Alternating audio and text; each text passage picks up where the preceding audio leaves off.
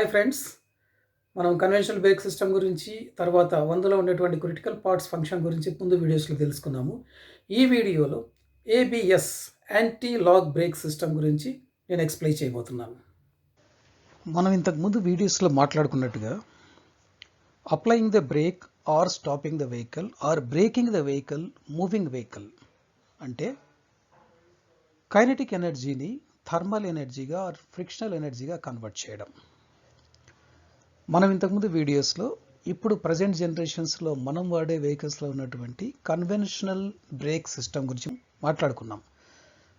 ఇందులో ABS anti lock braking system అంటే ఏంటి అనేటువంటి తెలుసుకోబోయే దానికి ముందు జస్ట్ ఈ కొన్ని స్లైడ్స్ అబ్జర్వ్ చేద్దాం. మనం ఇది ఒక వెహికల్ రోడ్ మీద టాప్ అయింది. ఇటువంటి యాక్సిడెంట్స్ మనము అప్పుడప్పుడు చూస్తూ ఉంటాం వెహికల్లో. ఈ యాక్సిడెంట్ రీజన్స్ ఏంటి మనం వెనక్కి చూసినప్పుడు అనలైజ్ చేసినప్పుడు ఫస్ట్ మనకు వచ్చే ఆన్సర్ ఏంటంటే వెహికల్ ఓవర్ స్పీడింగ్తో వెళ్ళింది, టాప్లో అయిపోయింది అంటాం. ఆర్ స్టీరింగ్ నెగోషియేట్ చేసేటప్పుడు బండి టాప్లో అయిపోయింది అని చెప్పి చెప్తాం. ఇటువంటి వెహికల్స్ అన్నీ కూడా టాప్లింగ్ కావడం అనేటువంటిది మెయిన్గా 2 టైమ్స్ జరుగుతుంది. ఒకటి అన్సేఫ్ డ్రైవింగ్ ప్రాక్టీసెస్ వల్ల కానీ, అన్సేఫ్ రోడ్స్ అంటే డ్రైవింగ్ కండిషన్స్ వల్ల కానీ. అన్సేఫ్ డ్రైవింగ్ కండిషన్స్ అంటే స్లిప్పరీ రోడ్స్, అంటే స్లిప్ అయ్యేటువంటి రోడ్స్, బాగా తడిగా ఉన్న రోడ్స్, ఎక్కువ బురదగా ఉన్న రోడ్స్, లేదంటే స్నో ఫార్మేషన్ ఉన్న రోడ్స్, ఐసీ రోడ్స్, ఇవి షార్ప్ టర్నింగ్స్ ఉన్నటువంటి రోడ్స్, ఇటువంటివన్నీ కూడా unsafe driving conditions. Unsafe acts అంటే డ్రైవర్ చేసేటువంటి తప్పులు, రోడ్డు కండిషన్కు అనుగుణంగా డ్రైవ్ చేయకుండా ఓవర్ స్పీడ్గా రన్ చేసేస్తూ సడన్ బ్రేక్స్ వేయడం, ఇవన్నీ కూడా మనిషి చేసేటువంటి తప్పిదాలు. దీనివల్ల ఇటువంటి యాక్సిడెంట్స్ జరుగుతాయి. ఈ అసలు బండి అనేటువంటిది వెహికల్ ఎందుకు టాప్లింగ్ అవుతుంది, బ్రేక్ వేసిన వెంటనే ఏ స్పీడ్లో అయినా సరే బ్రేక్ వేసిన వెంటనే ఎందుకు నిలబడదు అనేటి మనం సైంటిఫిక్గా ఆలోచన చేసినప్పుడు ఈ ఫిగర్ మనం చూసుకుంటే వెహికల్ ఈ డైరెక్షన్లో వెళ్తుంది అని అనుకుందాం, ఈ యారో డైరెక్షన్లో. సో వెహికల్ ఈ డైరెక్షన్లో వెళ్ళినప్పుడు ఇది రోడ్ అనుకుంటే మనము వెహికల్ యొక్క టైర్ కానీ వీల్ కానీ ఈ డైరెక్షన్లో యాంటీ క్లాక్ వైజ్ డైరెక్షన్లో తిరుగుతుంది. అంటే వెహికల్ పోయేటువంటి డైరెక్షన్కు వెహికల్ వీల్ రొటేషన్ ఆపోజిట్ సైడ్లో ఉంటుంది. మీరు క్లియర్గా అబ్జర్వ్ చేయండి. This is the main physics you have to observe here. అంటే ఒక వెహికల్ మూవ్ అయ్యేటప్పుడు ఆ వెహికల్లో ఉన్నటువంటి వీల్స్ మీద 2 రకాలైనటువంటి మోషన్స్ ఆర్ వెలాసిటీస్ ఎల్లప్పుడూ యాక్ట్ చేస్తూ ఉంటాయి. ఒకటేమో దాని చుట్టూ అది తిరిగేటువంటి వెలాసిటీ అంటే స్పీడ్. యాక్చువల్గా ఆ వెహికల్ యాక్సిస్, ఈ వెహికల్ యాక్సిస్ అనుకున్నప్పుడు దాని చుట్టూ అది తిరిగేటువంటి వెలాసిటీ ఈ డైరెక్షన్లో ఉంటుంది. ఇంకోటి వెహికల్ మూమెంట్ ద్వారా, మూమెంట్ ఆఫ్ ఇనర్షియా ద్వారా వచ్చేటువంటి వెలాసిటీ ఆపోజిట్ డైరెక్షన్లో ఉంటుంది ఈ విధంగా. So both are in opposite direction. Wheel తన యాక్సిస్ చుట్టూ అది తిరిగేటువంటి దాన్ని రొటేషనల్ వెలాసిటీ అంటాం మనం. దీన్ని రొటేషనల్ వెలాసిటీ అంటాం ఈ వెలాసిటీని. అదే వెహికల్ మూమెంట్ ద్వారా, ఇనర్షియా ద్వారా వచ్చేటువంటి వెలాసిటీ ట్రాన్స్లేషనల్ వెలాసిటీ అంటాం ఈ డైరెక్షన్లో. So rotational velocity is in this direction, translational velocity is in this direction. ఇక్కడ కూడా చూడండి, ట్రాన్స్లేషన్ వెలాసిటీ అంటే వెహికల్ ఇలా మూవ్ అవుతుంది. అదే రొటేషనల్ వెలాసిటీ టైర్ ద్వారా వచ్చే వెలాసిటీ. ఈ 2 వెలాసిటీస్ రిజల్టెంట్ వెలాసిటీ అంటే ఈ 2 వెలాసిటీస్ కూడినప్పుడు వచ్చేటువంటి రిజల్ట్ 0 ఉంటే ఈ టైర్కు రోడ్డుకు మధ్య గ్రిప్ కరెక్ట్గా ఉన్నట్టు. ఓకే, అగైన్ ఐ రిపీట్, ఈ రిజల్టెంట్ వెలాసిటీ ఆఫ్ దిస్ 2, ఎందుకంటే 2 ఆపోజిట్ డైరెక్షన్లో ఉన్నాయి కదా, ఆ 2 వెలాసిటీల యొక్క సమ్ 0 ఉంటే ఇది 100% గ్రిప్ ఉన్నట్టు.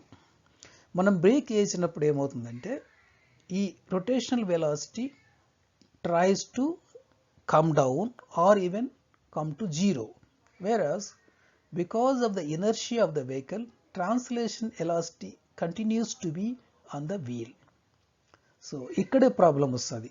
ఇదేమో తగ్గుతుంది లేదా 0 అయిపోతుంది, కానీ బికాజ్ వెహికల్ మీద ఉన్నటువంటి ఇనర్షియా ఫోర్స్ వల్ల ఈ వెలాసిటీ మాత్రం ప్రజెంట్ అయి ఉంటుంది. So there will be difference between these two velocities. Zero ఉన్నప్పుడు పర్ఫెక్ట్ గ్రిప్ ఉంటుంది. జీరో లేకుండా ఈ డిఫరెన్స్ ఏదైతే ఉంటుందో ఇది జీరో అయిపోయి ఈ వెలాసిటీ ఇదాగా ఉంటే ఆ డిఫరెన్స్ అనేటువంటిది ఏదైతే ఉందో అప్పుడు వెహికల్ స్కిడ్డింగ్కు, అంటే ఈవెన్ దో ఈ వెలాసిటీ రొటేషనల్ వెలాసిటీ జీరో అయినా కూడా the inertia whatever is there in the vehicle movement drags this vehicle, dragging, skidding, slipping ఇవన్నీ జరుగుతాయి అన్నమాట. ఎప్పుడైతే డిఫరెన్స్ ఏదైతే ఉందో between the rotational velocity of the wheel and the translation velocity అది 12% కంటే ఎక్కువ ఉన్నప్పుడు యాక్సిడెంట్స్ జరుగుతాయి. అట్లా అందుకనే సడన్ బ్రేక్ వేసినప్పుడు పర్టికులర్లీ బియాండ్ సర్టన్ స్పీడ్, ఒక స్పీడ్ తర్వాత, లేదంటే స్టీరింగ్ నెగోషియేట్ చేసినప్పుడు ఏమవుతుంది, జనరల్గా ఎక్కడైనా మనం స్టీరింగ్ తీసుకున్నప్పుడు ఇన్నర్ వీలు తక్కువ రెవల్యూషన్స్ అవుటర్ వీల్ కంటే తిరగాలి. అట్లా కాకుండా ఉన్నప్పుడు మాత్రమే స్కిడ్డింగ్ అయిపోయి వెహికల్ టాప్లింగ్ అవుతుంది. So this is about the motion of a wheel in the vehicle. So ఈ రిజల్టెంట్ వెలాసిటీ ఎప్పుడైతే 12% కంటే ఎక్కువ ఉంటుందో అప్పుడే యాక్సిడెంట్స్, వెహికల్ టాప్లింగ్స్ జరుగుతాయి. అది కంట్రోల్ చేసేయడానికి, మినిమైజ్ చేయడానికి, బ్యాలెన్స్ చేయడానికి వాడేటువంటి పరికరమే anti lock braking system or ABS. ABS గురించి మనం చెప్పాలనుకుంటే చూసుకోండి, ఇలాగా ఈ ఎప్పుడైతే 12% బియాండ్ ఉంటుందో ఇది లాక్ అయింది, కానీ because of this inertia of the vehicle ఇక్కడ డ్రాగ్ అవుతుంది, స్లిప్పింగ్ అంటారు దీన్ని. ఇలాగా స్లిప్పేజ్ అవ్వడము. So that leads to the accident. కానీ 1960s కంకోర్డ్ ఎయిర్ క్రాఫ్ట్ అనేటువంటి సంస్థ ఈ ఎయిర్ క్రాఫ్ట్ ల్యాండింగ్ టైంలో ఈ ఏబిఎస్ అనేటువంటి దాన్ని ఇంట్రడ్యూస్ చేయబడింది. జనరల్గా ఆల్మోస్ట్ ఆల్ ఎయిర్ క్రాఫ్ట్స్లో ఈ ఏబిఎస్ 100% ఉంటుంది. యాక్చువల్గా ఏబిఎస్ ఇప్పుడు సిస్టమ్ ఏదైతే రన్ అవుతుందో అది మేరియో పలజెట్టి అనేటువంటి ఒక business person, an industrialist or the automobile manufacturer Fiat research సెంటర్లో కనుక్కోబడి దాన్ని స్టాండర్డ్ చేసిన తర్వాత దానికి యాంటీ స్కిడ్ సిస్టమ్ అని పేరు పెట్టాడు. ఆయన దాన్ని రాబర్ట్ బోష్ అనేటువంటి ఒక వెహికల్ మ్యానుఫ్యాక్చరర్కి అమ్మితే ఆయన దాని పేరు యాంటీ లాక్ బ్రేకింగ్ సిస్టమ్గా ఏబిఎస్గా తీసుకొని ఆయన పేటెంట్ తీసుకున్నాడు. 1971 నుంచే పెద్ద పెద్ద కార్ కంపెనీస్, క్రిసిలర్ అని, ఫోర్డ్ అని, జనరల్ మోటార్స్ అని ఇవన్నీ కూడా ఏబిఎస్ వాడితే తర్వాత కాలక్రమేణా మిగతా కంపెనీస్ కూడా ఏబిఎస్ వాడడం మొదలుపెట్టాయి. ఇప్పుడు ప్రజెంట్ కొన్ని కంట్రీస్లో ఏబిఎస్ అనేటువంటిది ప్రతి కారులో మ్యాండేటరీ సిస్టమ్ చేశారు to avoid this kind of accidents. ఇప్పుడు మనం ఏబిఎస్ సర్క్యూట్ గురించి మనం చర్చించుకుంటే this is the ABS logo, ABS light you can see in all the vehicles which are equipped with ABS. Just let us look what is the difference between the ABS vehicle and non-ABS vehicle. This is vehicle without ABS, this is a vehicle with ABS. ఇక్కడ ఒక object ఉంది, మీరు drive చేసేటప్పుడు దీన్ని మీరు తప్పించాలనుకుంటే without ఏబిఎస్లో ఈ steering control మీకు ఇక్కడ రాలేదు. ఓకే, సో ఈ ఆబ్జెక్ట్ను కొలైడ్ అయ్యి వెళ్ళిపోయింది వెహికల్. అదే ఏబిఎస్ ఉన్నటువంటి వెహికల్లో ఇది మనము సేఫ్గా దీన్ని ఈ కొలిజన్ను అవాయిడ్ చేయగలిగాం very safely. Here in case of steering also ABS comes into effect. ఇది very clear and clean example of ABS or non ABS. Okay, ABS off, ABS on. ఒక వ్యక్తి తన దగ్గర రెండు పిల్లలు కానీ పెట్స్ని తీసుకుంటే రెండింటికి తను ఒక చిన్న రోప్తో తీసుకొని బీచ్కి వెళ్తే అందులో ఒకటేమో బుద్ధిగా చిన్నగా అతను లాగే కొద్దీ నడుచుకుంటూ స్టెప్ బై స్టెప్ అంటే తన స్టెప్ ఇక్కడ శాండ్ మీద పెడుతూ తీస్తూ వెళ్తుంది. అంటే గ్రిప్ తీసుకొని గ్రిప్ రిలీజ్ చేస్తూ వెళ్తుంది.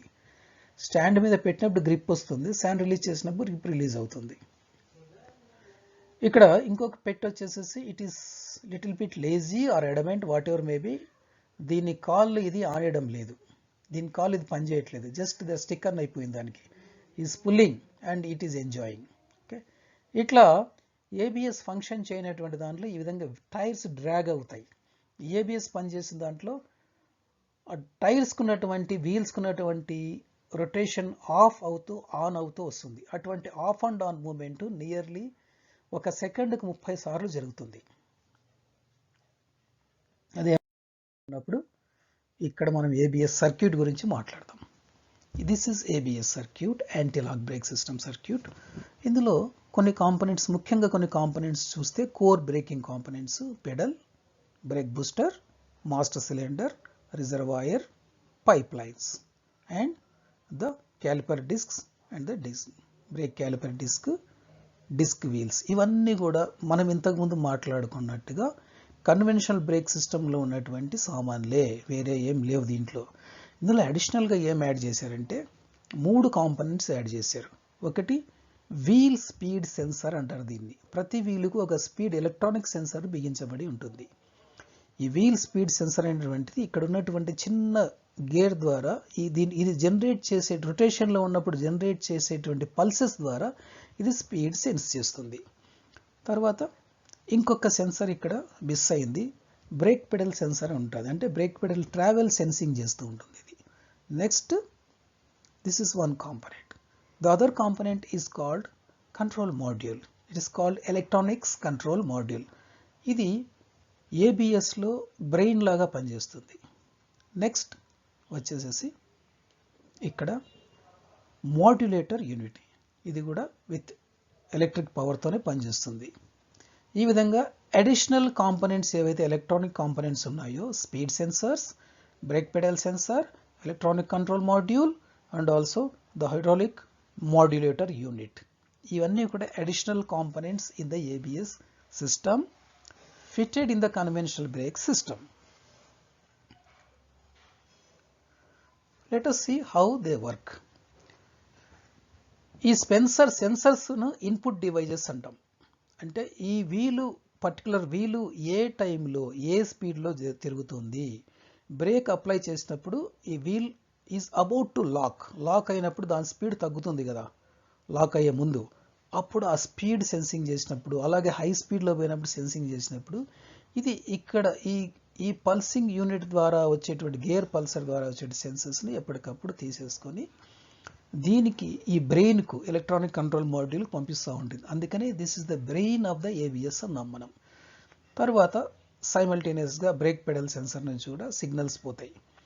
ఇక్కడ వచ్చే సిగ్నల్స్ను ఇది ప్రాసెస్ చేస్తుంది. సో ఇక్కడ బ్రేక్ వీల్ లాక్ అయింది కాబట్టి it is about to slip అని డిసైడ్ చేసుకొని నో డోంట్ స్లిప్ ఇట్ అని ఈ మాడ్యులేటర్కి సిగ్నల్ పంపించేసేసి ఈ సిస్టంలో ఉన్న ప్రెషర్ను తగ్గిస్తుంది. ఆ టైంలో మొమెంటర్లీ తగ్గించేస్తుంది. తగ్గినప్పుడు ద హోల్డింగ్ అనేటువంటిది రిలీజ్ అవుతుంది దీని మీద మొమెంటర్లీ, జస్ట్ ఫర్ ఎ మూమెంట్. ఆ మూమెంట్ ఎట్లుందంటే 30 times per second ఉంటుంది.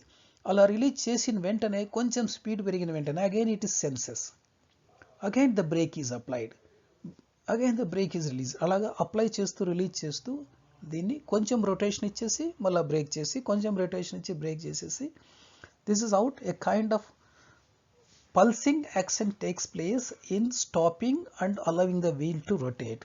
సో ఈ యాక్షన్ వల్ల ఈ వీల్స్లో, 4 వీల్స్లో వాటి రెవల్యూషన్స్ని బట్టి ఏదైనా ఒక పర్టికులర్ సిస్టంలో ప్రెజర్లో ఒక లైన్లో తక్కువ ఉన్నా ఎక్కువ ఉన్నా కూడా దాన్ని బట్టి ఈ సెన్సెస్ ద్వారా అడ్జస్ట్ చేస్తూ బ్యాలెన్స్ చేస్తూ వెహికల్ స్కిడ్ అవ్వకుండా కంటిన్యూగా వెహికల్ రోడ్డు గ్రిప్ను మెయింటైన్ చేసేట్టుగా ఈ ఎలక్ట్రానిక్ సర్క్యూట్ ఏదైతే ఉందో ఈ మాడ్యులేషన్ సిస్టమ్ ద్వారా పనిచేస్తుంది. Okay, input devices wheel speed sensor and brake pedal sensor. This is the processing unit, electronic control module, and this is the execution body, modulator, pump and solenoid valves. If you see this wheel speed sensor, it looks like this.